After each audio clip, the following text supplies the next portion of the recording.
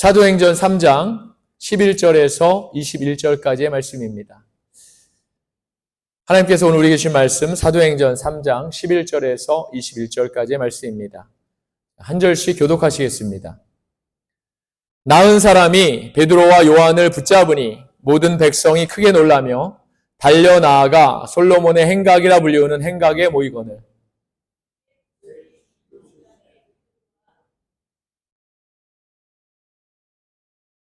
(12절) 넘겨주시겠습니다. 예.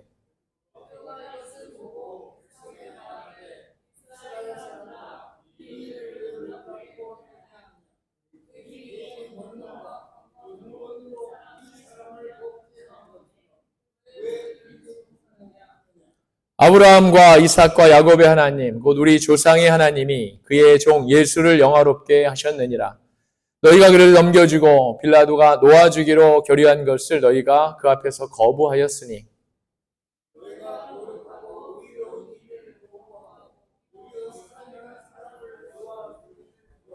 생명의 주를 죽였도다. 그러나 하나님이 죽은 자 가운데서 그를 살리셨으니 우리가 이 일의 증인이라.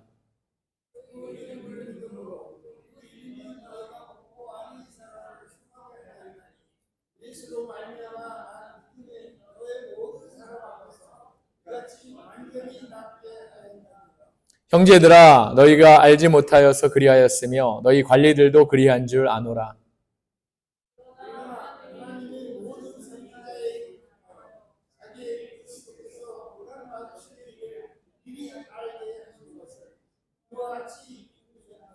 그러므로 너희가 회개하고 돌이켜 너희 죄 없이함을 받으라. 이같이 하면 새롭게 되는 날이 주 앞으로부터 이를 것이요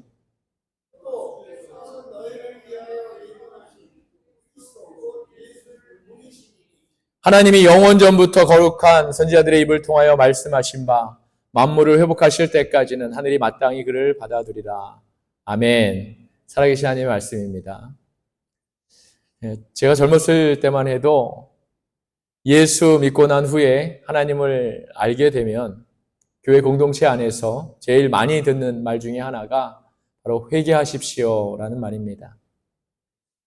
처음에 성인이 되어서 첫 어른 예배에 참석을 했는데 저는 강단에서 회개하십시오라고 설교하시는 목사님의 그 말씀이 제게 저한테 한 말씀인지 모르고 누가 크게 죄 지은 일이 있나 보다 이렇게 대수롭지 않게 생각했던 기억이 있습니다.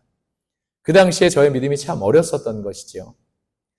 그런데 흥미로운 것은 지금 많은 크리스천들 중에서도 아직까지도 이 회개에 대한 거부감이 있는 분이 많다는 사실입니다. 바로 이겁니다. 내가 왜 죄인인가? 내가 뭘 그렇게 잘못했나? 예수 믿는다고 하면 죄가 다 없어진다는데 무슨 회개할 일이 더 남았나? 바로 이런 생각들인 것이지요. 복음서에 보면 예수님께서 공생의 사역 기간을 통해 제일 먼저 하신 말씀이 바로 이 회개하라라는 말씀입니다. 사랑하는 여러분, 회개하라, 천국이 가까이 왔다. 이 말씀의 의미가 뭘까요? 우리가 우리의 죄와 불순종의 삶에 대해 회개하면 우리가 천국의 삶을 살 수 있다는 말이 아닐까요? 솔직히 저와 여러분의 예수 믿기 전의 삶은 어땠습니까? 삶의 하루하루가 참 힘겹지 않았습니까, 여러분? 하루하루 사는 것이 힘겹고 서로 경쟁하고 미워하고 일하는 것도 잘 안 되고 남편과 아내와 자식이 내 마음도 잘 몰라주고 나만 세상에서 피해자인 것 같고 한마디로 죽지 못해서 사는 사람 아니었습니까? 마음에 평안이 없습니다. 다 나를 공격하는 것 같고 나만 피해보는 것 같고 마음에 평안이 없습니다. 괴로운 거죠. 걱정거리 삶이고. 저는 그랬습니다, 여러분. 그런데 지금은 어떻습니까? 예수 제대로 믿고 나니까 삶을 대하는 모습이 완전히 바뀌는 것입니다. 지옥에서 천국으로 바뀌는 것이지요. 그런데 환경이 변한 것 때문에 제 삶이 변한 것이 아닙니다. 오히려 환경은 더 악화되었을 수 있습니다. 이러한 우리의 변화에 사탄 마귀가 가만히 있겠습니까, 여러분? 예수님께 더 가까이 가려고 하는데 가만히 있겠습니까? 환경을 통해서, 주의를 통해서 여러 가지 일들을 통해서 더 공격해 올 수밖에 없지요. 그런데 그게 마귀가 할 수 있는 전부입니다. 그리고 우리가 회개하면 할수록 마귀는 겁을 먹고 도망가게 되는 것이라고 저는 믿습니다. 할렐루야. 사랑하는 여러분, 예수 이름의 능력이 있고 그 이름 앞에 모든 것이 내려놓고 회개할 때 그 능력은 힘을 발휘하게 되는 줄 믿습니다. 할렐루야. 그런데 제가 말씀을 준비하면서 더욱더 놀라게 되는 것은 우리가 우리의 잘못을 하나님 앞에 다 내려놓고 회개하는 것이 하나님이 보실 때는 하나님의 영광을 향해 가는 첫 걸음이 된다는 그런 사실입니다. 놀랍죠, 여러분? 우리 크리스천은 하나님의 영광을 위해 달려가야 합니다. 이것이 저와 여러분, 우리의 삶의 목표이지요. 하나님의 형상으로 지음받은 우리가 지금은 비록 아담의 죄로 인해 그 형상을 많이 잃어버렸지만 다시 그 형상을 완전히 되찾아서 하나님의 영광된 면류관을 우리가 써야 되는 것입니다. 그 영광을 향해서 가는 첫걸음, 바로 오늘 말씀의 주제가 회개입니다. 우리가 다음 시간에는 영광의 두 번째 걸음으로 고난에 대해서 우리가 말씀을 나누려고 합니다. 사도행전에 쓰여진 초대교회 성도들의 모습은 이 하나님의 영광을 향해 한 걸음 한 걸음 이렇게 전진해 나아가는 모습이었습니다. 그렇게 했을 때 그들 안에서 성령의 역사가 일어났고 기적과 표징과 병고침의 역사가 일어났습니다. 바로 천국의 모형이 이 땅에서 보여지고 있는 것이지요. 그리고 그들이 하나님의 영광을 위해서 첫 번째로 한 일, 그것이 바로 회개입니다. 40년이 넘게 안진뱅이였던 사람이 걷게 되어서 그 기쁨을 감추지 못하고 성전에 들어가서 하나님을 찬양한 후에 베드로와 요한의 곁에서 써 있는 장면으로 우리 오늘 본문은 시작되고 있습니다.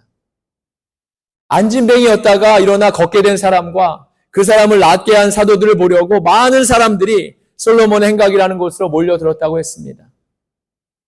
사람들은 베드로와 요한을 정말 특별한 사람으로 보게 되었습니다.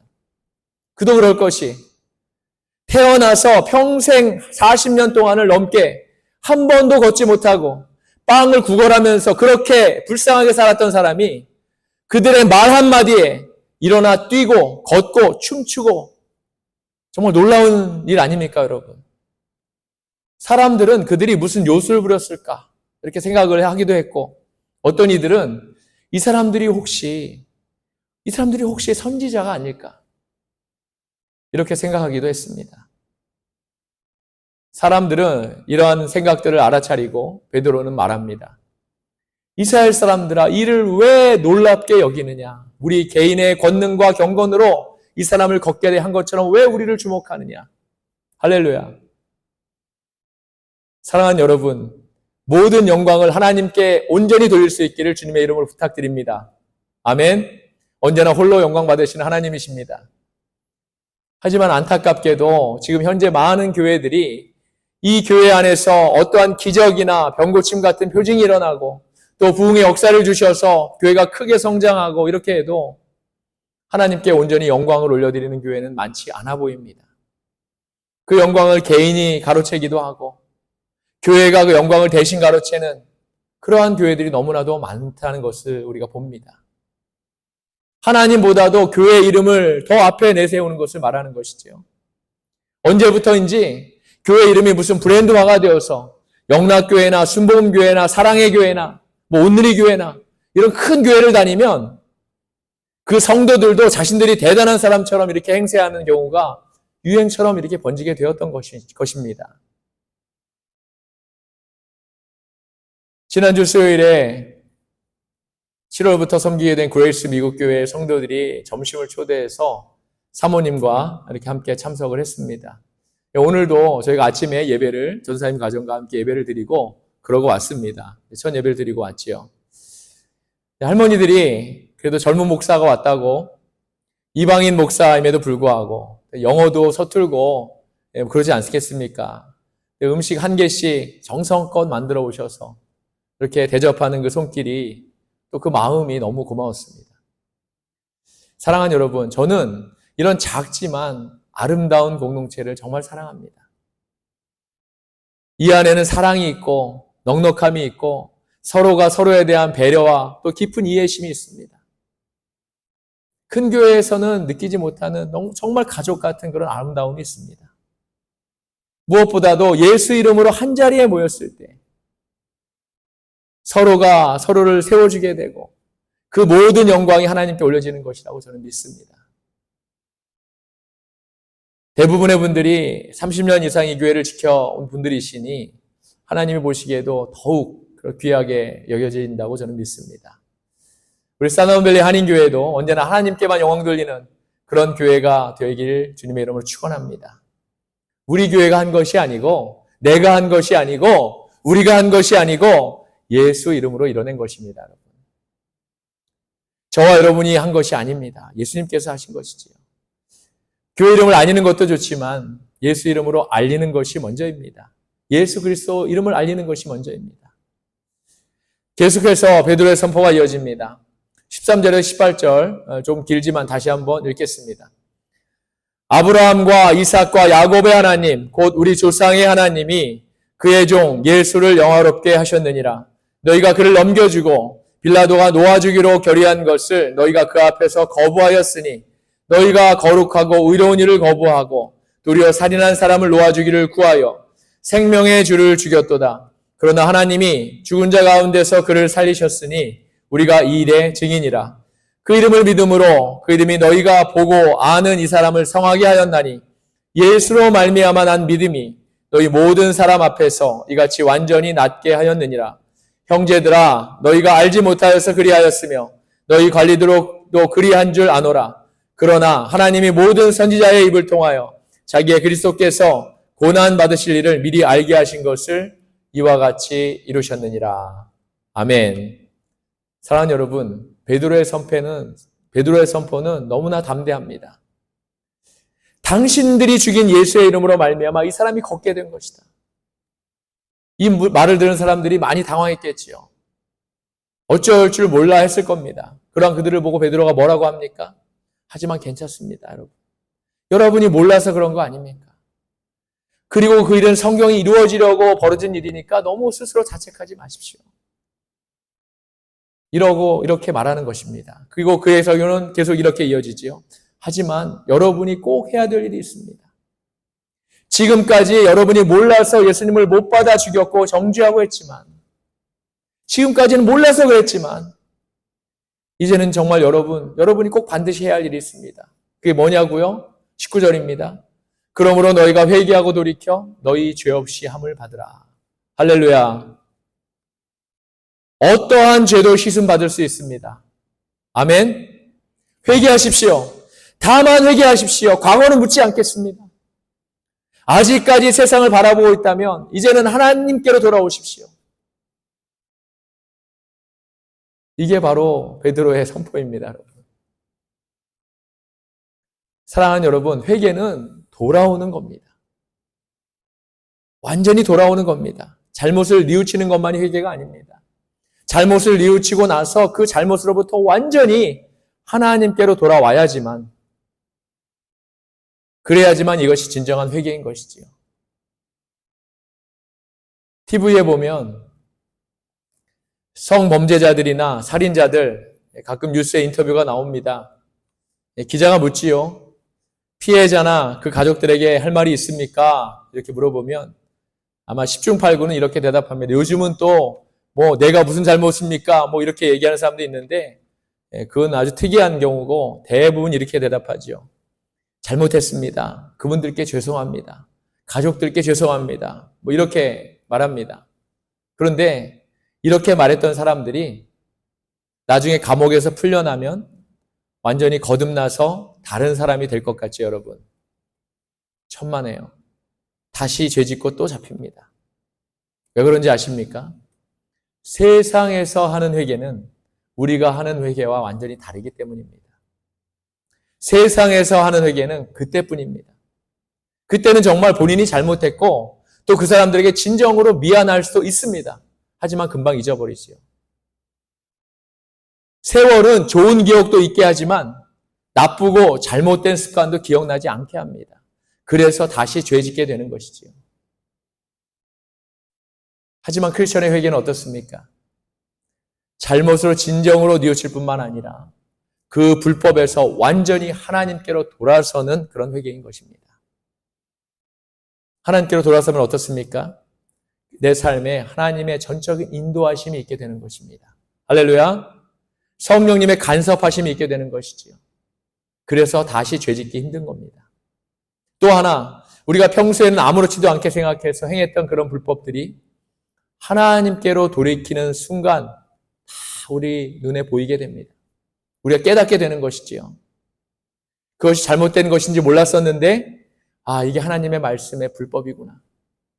이렇게 알게 되는 것입니다. 우리가 어떻게 알게 되냐고요? 성령님이 가르쳐 주시는 겁니다, 여러분. 오늘 개역개정 성경의 19절의 말씀을 죄 없이 함을 받으라 라는 말이 있지 않습니까?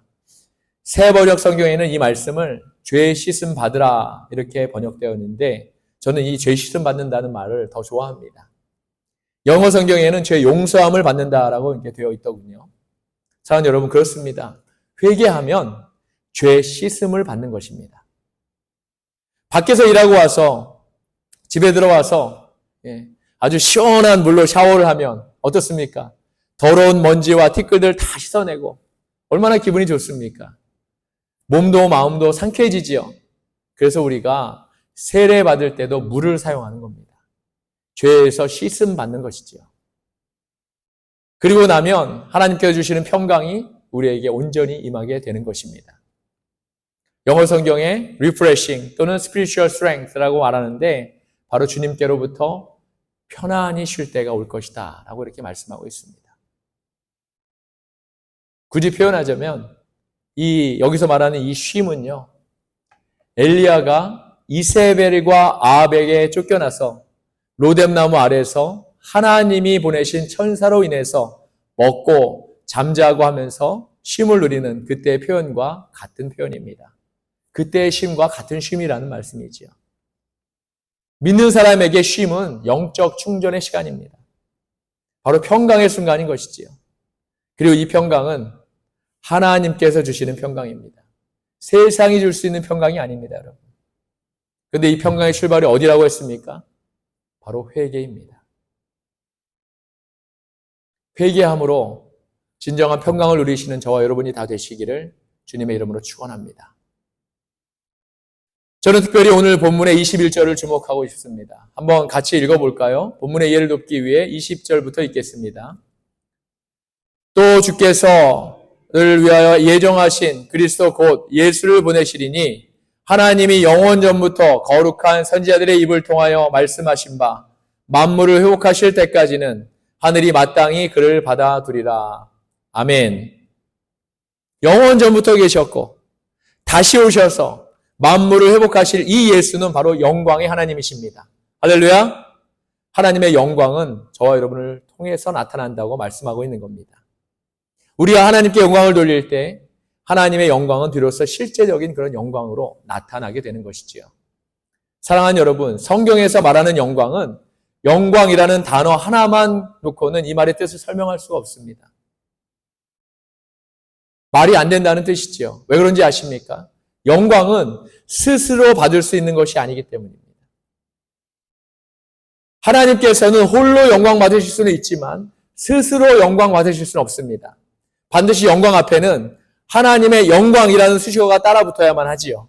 그리고 그 영광은 하나님 스스로가 나타내시는 것이 아니라 우리가 예배를 통해서, 헌신을 통해서, 우리의 삶을 통해서, 그렇게 또 오늘 말씀과 같이 회개를 통해서 하나님께 영광 돌릴 수 있는 것입니다.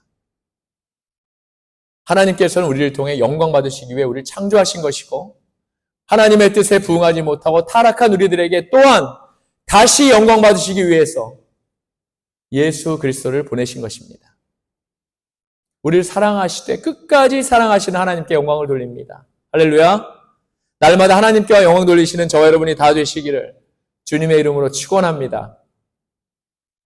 그러면 우리가 회개하는 것이 왜 하나님께 영광 돌리는 첫걸음이 되는 것일까요? 그것은 21절 말씀에 만물의 회복되는 것 때문입니다. 소원해진 서로의 관계가 회복되려면 그 첫걸음이 바로 화해입니다. 그런데 화해는 서로가 자기 잘못을 인정했을 때 화해할 수 있겠지요. 남편이 아내에게 큰 잘못을 했습니다. 그래서 아내가 아주 이혼까지 정말 생각할 정도로 마음이 너무 안 좋았습니다. 부부관계가 완전히 파탄 직전까지 와버렸습니다. 이 관계를 회복하는 방법이 뭘까요, 여러분? 관계 회복의 방법은 한 가지뿐입니다. 남편이 아내에게 잘못을 싹싹 빌고 진심으로 용서를 구하는 그 방법 하나뿐입니다. 하지만 남편이 용서를 끝내 구하지 않는다면 그 부부는 더 이상 부부관계를 지속하지 못하겠지요. 방법은 단 한 가지, 용서를 구하고 마음과 생각을 되돌리는 것뿐입니다. 그 뒤의 문제는 이것이 전제되고 난 후입니다.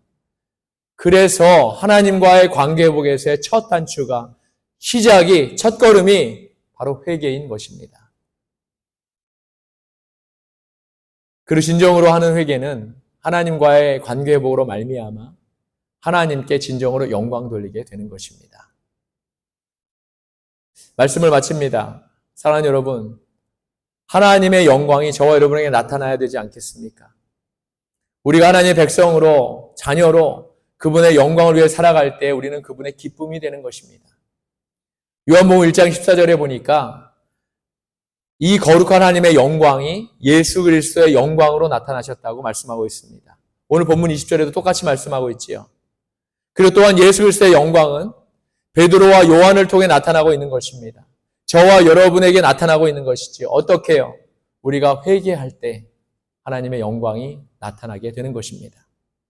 사랑하는 여러분, 회개는 우리를 하나님께로 돌이키는 것이지만 동시에 하나님의 영광이 우리의 모습을 통해 나타나는 것이기도 합니다. 회개가 이럴진데 우리가 어떻게 회개하지 않을 수 있겠습니까? 크리스천의 삶의 시작은 바로 이 회개입니다. 회개 없이 하나님께로 가까이 갈 수 없고요. 회개 없이 예수님을 만날 수 없습니다. 세상의 속담에 시작이 반이라는 말이 있죠. 바로 이 회개가 우리 신앙의 반입니다.